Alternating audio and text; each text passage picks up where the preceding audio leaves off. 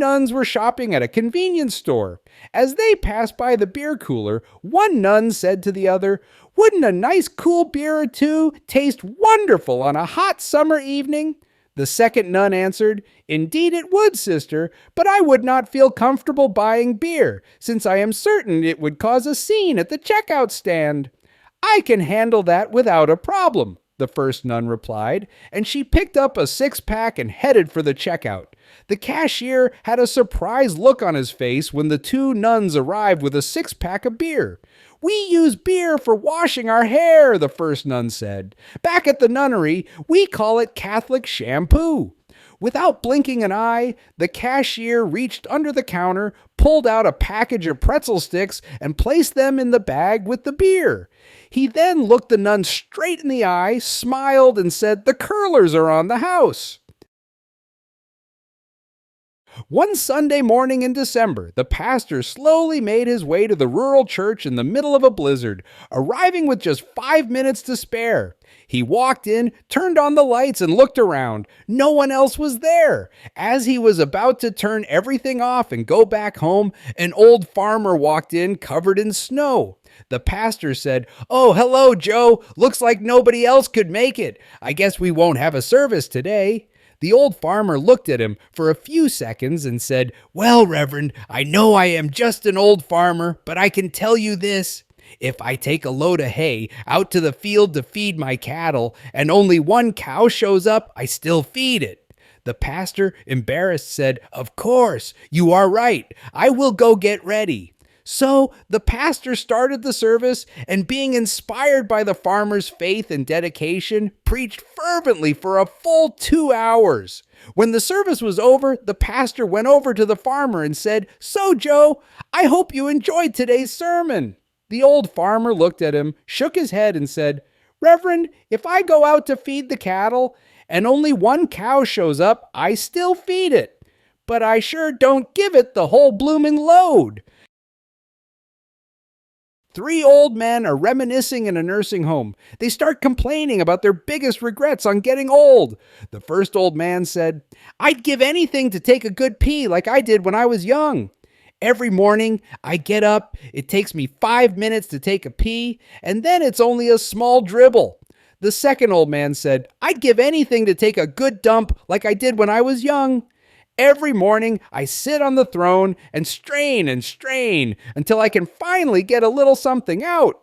The third old man said, "Well, every morning at 5 a.m. I take me a really long pee. Then at 6 a.m. on the dot, I drop a really big log." The other 2 old men look at him and say, "So what the heck are you complaining about?" The third old man says, "I don't wake up until 7. A Jewish man goes to see the rabbi. "Rabbi, something terrible is happening and I have to talk to you about it." The rabbi asked, "What's wrong?" The man replied, "My wife is poisoning me." The rabbi, very surprised by this, asks, "How can that be?" The man then pleads, "I'm telling you, I'm certain she's poisoning me. What should I do?"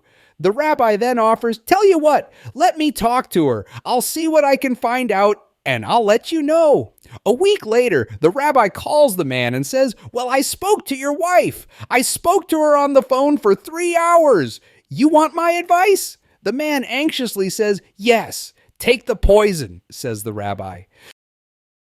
When David and Hillary first got married, Bill said, "I am putting a box under our bed. You must promise never to look in it." In all their 30 years of marriage, Hillary never looked. However, on the afternoon of their 30th anniversary, curiosity got the better of her, and she lifted the lid and peeked inside. In the box, there were 3 empty beer cans and $2,000 in cash. After dinner, Hillary could no longer contain her guilt, and she confessed, saying, "I am so sorry. For all these years, I kept my promise and never looked in the box under our bed. However, today the temptation was too much and I gave in. But now I need to know why you keep the empty cans in the box." David thought for a while and said, I guess that after all these years you deserve to know the truth. Whenever I was unfaithful to you, I put an empty beer can in the box under the bed to remind myself not to do it again. Hillary was shocked, but said, I am very disappointed and saddened. But I guess after all those years away from home on the road, temptation does happen, and I guess that 3 times is not that bad, considering the number of years we have been together. They hugged and made their peace. A little while later, Hillary asked David, So why do you have all that money in the box? David answered, Well, whenever the box filled up with empty cans, I took them to the recycling center and redeemed them for cash. There was this old priest who got sick of all the people in his parish who kept confessing to adultery. One Sunday in the pulpit, he said, If I hear one more person confess to adultery, I'll quit. Well, everyone liked him, so they came up with a code word. Someone who had committed adultery would say they had fallen. This seemed to satisfy the old priest, and things went well until the priest died at a ripe old age. About a week after the new priest arrived, he visited the mayor of the town and seemed very concerned. The priest said, You have to do something about the sidewalks in town. When people come into the confessional, they keep talking about having fallen.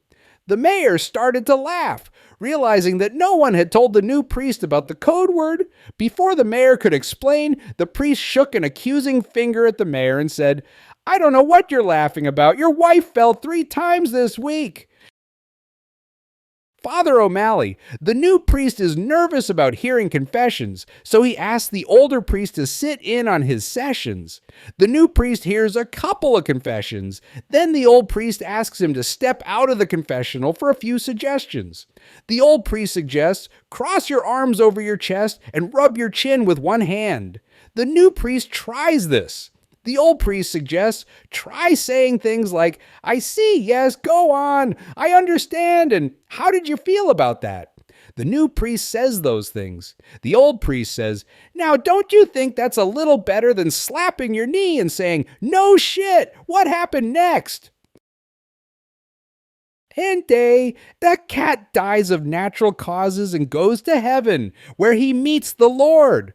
The Lord says to the cat, you lived a good life, and if there is any way I can make your stay in heaven more comfortable, please let me know.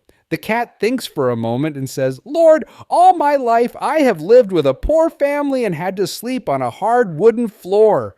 The Lord stops the cat and says, say no more. And a wonderful fluffy pillow appears. A few days later, 6 mice are killed in a tragic farming accident, and all of them go to heaven. Again, the Lord is there to greet them with the same offer. The mice answer, all our lives we have been chased. We have had to run from cats, dogs, and even women with brooms. Running, running, running. We're tired of running.